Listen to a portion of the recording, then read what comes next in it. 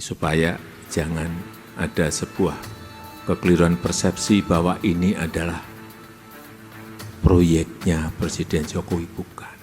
Pemirsa, dalam pidatonya, Presiden Jokowi merasa inferior ketika ada pejabat negara dari luar negeri memuji keindahan bangunan Istana Negara Indonesia. Bukan tanpa alasan, Presiden melanjutkan kerisauan itu muncul karena keindahan istana tersebut bukan asli buatan anak bangsa, melainkan peninggalan kolonial Belanda.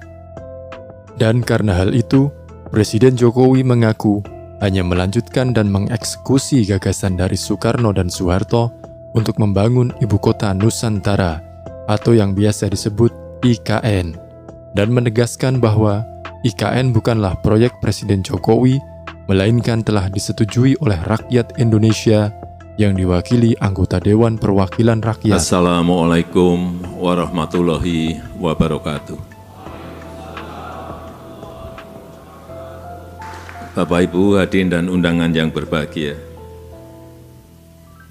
Sejak saya masuk tadi saya melihat wajah-wajah Bapak Ibu semuanya cerah semuanya. Kelihatan senang sekali gitu. Saya lihat kelihatan senang banget, gembira sekali. Ya inilah Ibu Kota Nusantara.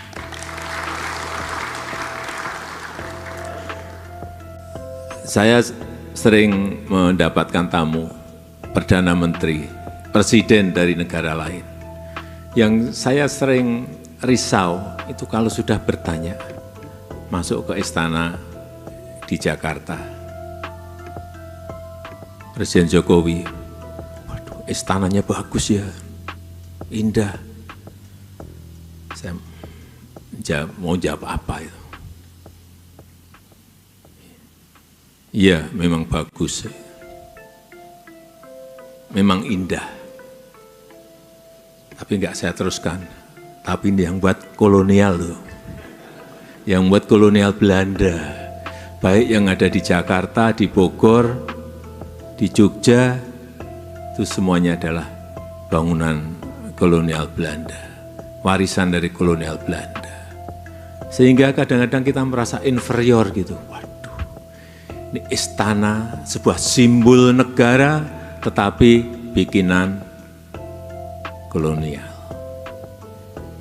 Sehingga betul, Bung Karno tahun 60-an itu sudah menggagas untuk kepindahan ibu kota. Pak Harto juga menggagas kepindahan ibu kota. Kalau saya itu hanya mengeksekusi. Gagasan itu sudah gagasan panjang, sudah lama. Kemudian kita cek lagi saat itu, saat setelah dilantik 2014, saya memerintahkan kepada Kepala Bappenas untuk dilihat lagi gagasan-gagasan mengenai ibu kota baru sejak zaman Bung Karno.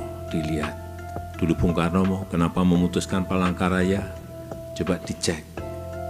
Dan setelah melalui beberapa studi, diputuskan ada 3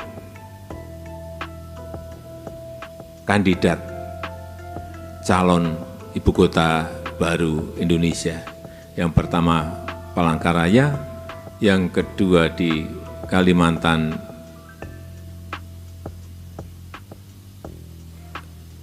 Selatan, yang ketiga di Kalimantan Timur, kemudian tambah 1 ada di Sulawesi di Mamuju. Didetailkan lagi,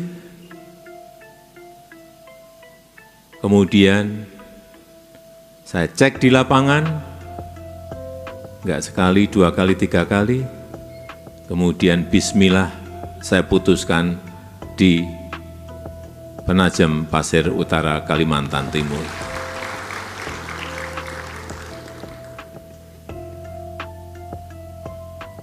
Sebuah keputusan yang tidak mudah, tetapi itulah yang sudah kita putuskan.